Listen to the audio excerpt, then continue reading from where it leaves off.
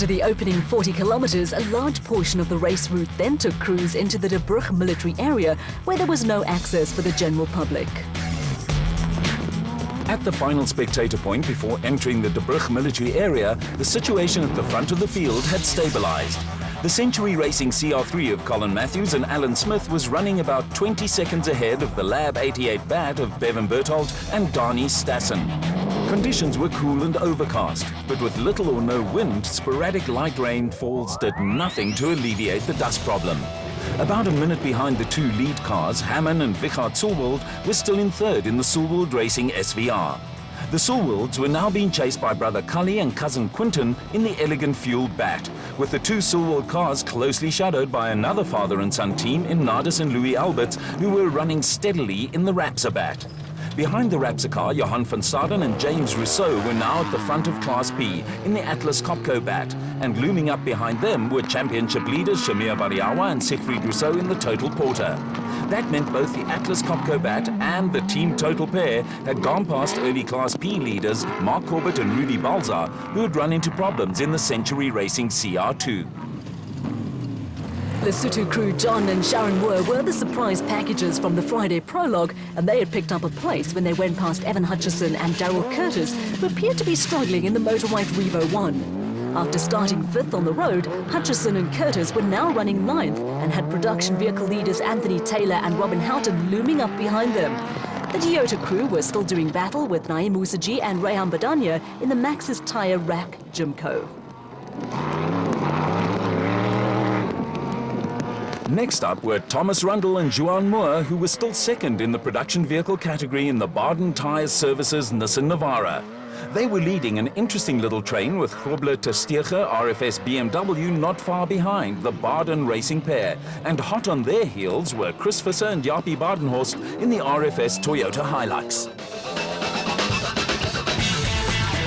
The stretch of the route through the military area produced more than its fair share of drama and was later dubbed as Puncture Alley by one crew with a sense of humour. The father and son team of Willem and Dana Vos were caught and passed by Duncan Vos and Rob Howie, with the Team Castrol Toyota pair having quickly made up a place or two. Vos and Howie quickly disappeared into the distance, but the Fossies picked up a place when they went past puncture victims Hannes Grobler and Henny Tersteege. A little further down the road, it was the turn of the Fossies to pick up a puncture when they whacked a rock lurking on the side of the road and were forced into an unscheduled stop. Approaching the De Brugge military area, former SA champions Neil Woolridge and Kenny Schulthammer were going steadily along in their diesel Team Ford Ranger. Behind the Ford, there was a huge scrap between the Sarko of Swaziland pair John Thompson and Clinton McNamara and the RFS Toyota Hilux of Christian de Proy and Henk Janse van Vieren. But it was inside the military area where most of the drama was unfolding. The Regent Racing Nissan Navara of Terence Marsh and Richard Leake went past Willem and Dana Vos, who were still on the side of the road after their encounter with the rock. A little further down the track, Marsh and Leake went past another puncture victim in the Grobler Tersteege RFS BMW, and were then passed by Chris Visser and Jaapie Badenhorst, who had also lost time when they hit a rock that was to claim one or two more victims. With Chris Visser and Jaapie Badenhorst on a mission to make up for lost time, next up on the list for the Marsh Leake passing show were Duncan Vos and Rob Howie, who were cruising along with the Team Castrol Toyota, having run into a suspension problem. With Leake activating the device known as a screamer that warns the crew ahead that someone is on their tail, Vos and Howie politely moved out the way. The Marsh and Leake cameo was not over just yet, and next on the list were Thomas Rundle and Juan Moore, with the Baden Tyre Services Nissan Navara having expired with a broken gearbox.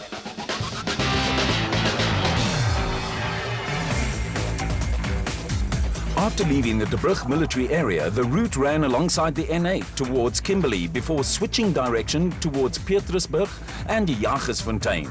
The final section saw the route then bisect the M13 and R706 back to the designated service point at race headquarters. At the front of the field, there was more drama.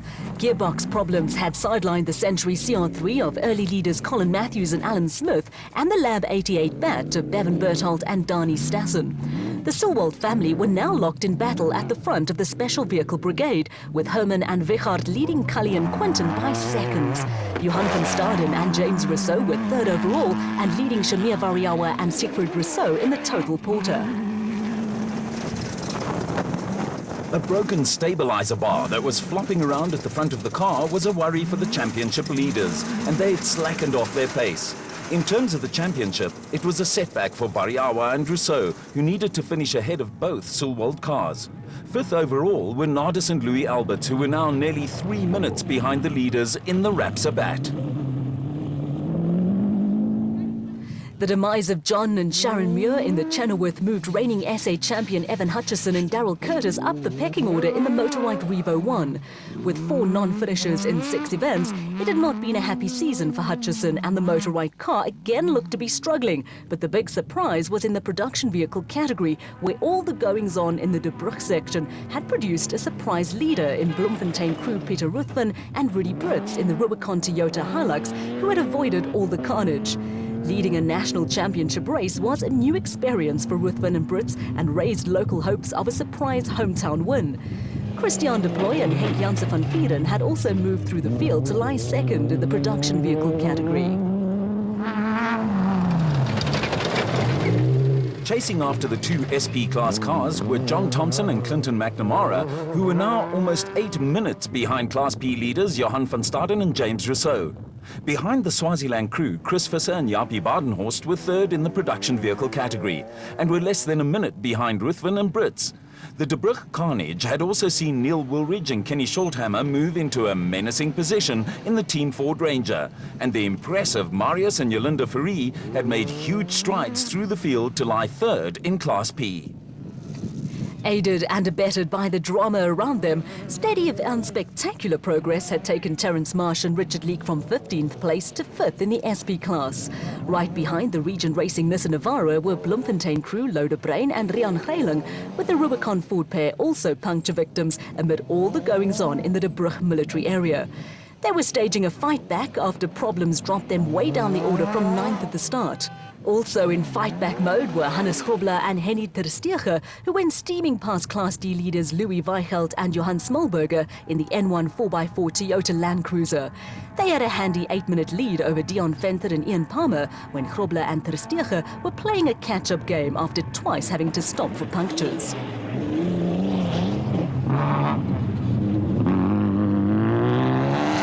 There were new leaders in Class B, with Bess and Lindy Besaidenout having taken the Adenko Bat past the father and daughter combination of Kutsia and Sandra Labuskaghni in the race Sonic Zarko. The Zarko had picked up gear selector problems and had lost wads of ground to the veteran Besaidenout and his daughter-in-law. Behind the Besaidenoats, there was a nice touch when Genuine Horsepower staged a brief race against motorized horsepower, with a 4x4 Megaworld Toyota of Hein Mulman and JD Wolfart still leading Class E.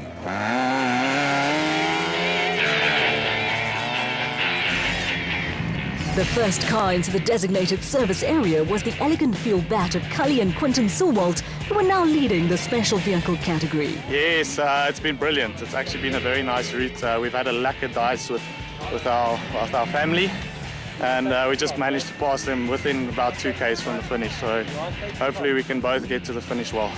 Guys, 100%, and now I believe the guys are about a minute and a half in front of us. But it's a flat-out race. If you have the highest top end, you're going to be first. That's how the race is. It rained this morning. It started getting cold, and then it stopped. It helped with the dust. We could get closer. We stayed very close to one another, and then it dried out suddenly, and then it was very dusty. We couldn't get close to anyone to overtake. If there's mistakes, then you get a chance to overtake, but that's it. Second loop, okay, they seem to have fixed the problem with the gear selection, but now we got some catching to do. There was huge excitement in the Rubicon Racing pit when Peter Ruthven and Rudy Brits led the production vehicle category at the DSP. There's a lot of rocks out there that caught the front guys, and we managed to pass them without pinches. And then my teammate got a flat about 40 Ks. I managed to pass them, so yeah, Now just keeping it there and we call them the next 280 k's. Ons het sommer draai gekom, te staan die ouens, man seker 5 van hulle so met papwiele. En ek sê vir hulle ons moet nou net kop hou. En ons het 'n paar ouens so gepas en toe ons daar oor die Pietersburgpad is, daar langs daai lande, toe daar so 'n eysterpen wat ons nie gesien het, toe vang hy ons voorwiel. En toe kry ons nou weer 'n papwiel. It's going well. We haven't had any troubles after our 2 flat wheels, so we're just battling to get past one of the Eurocon cars, but we'll see what we can do now the next two. Nee, wat ons bakkie is reg, ons het geen moeilikheid met die bakkie nie. Die roete is lekker rof. Baie slegte plekke, slote, vinnige dele ook. Dit is eintlik 'n baie lekker roete met 'n ietsie van alles. With us being stuck for 8 minutes, I think Louis got a bit of a gap on us, but we're going to push hard and try and get it back.